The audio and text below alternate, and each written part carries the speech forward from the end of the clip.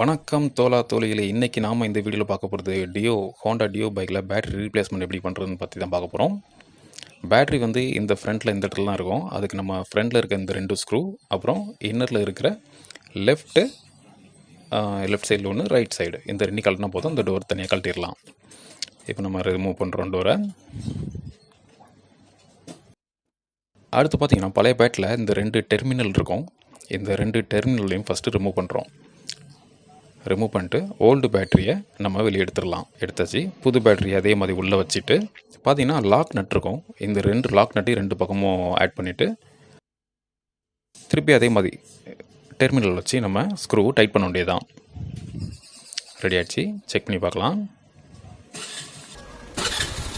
Okay, work ஆகுது. Thank you.